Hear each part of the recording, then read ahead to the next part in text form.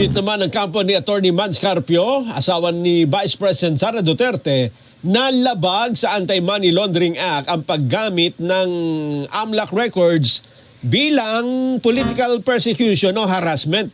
Kaugnay pa rin ito sa naganap na impeachment proceeding sa Kamara laban kay BP Sara, kung saan sinasabing may 6 billion pesos na dumaan sa kanilang bank accounts. TJ Mendoza, balita. The 6 billion is fake and a lie. Okay? Wala siyang ganong pera. Okay? You can quote Atty. Carpio on that.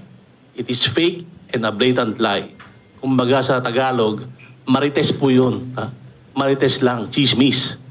Muling pinabulaanan ng kampo ni Atty. Mans Carpio, asawa ni Vice President Sara Duterte, na wala itong 6 billion pesos na halaga o alinmang bank transactions. Taliwas ay siniwalat ng Anti-Money Laundering Council ng AMLAC sa pagdinig ng House Committee on Justice sa impeachment proceedings sa Kamara laban sa pangalawang Pangulo.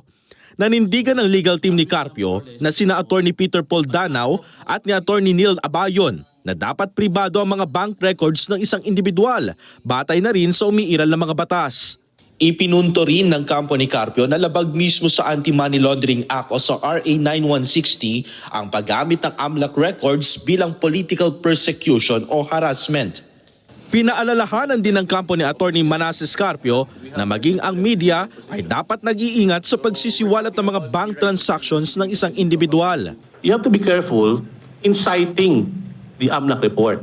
Okay? Because even in Section 14D, in case of a breach of confidentiality that is published or reported by media, the responsible reporter, writer, president, publisher, manager shall be liable under this act. Kaya nga po sinasabi ng batas, hindi pwedeng ilantad.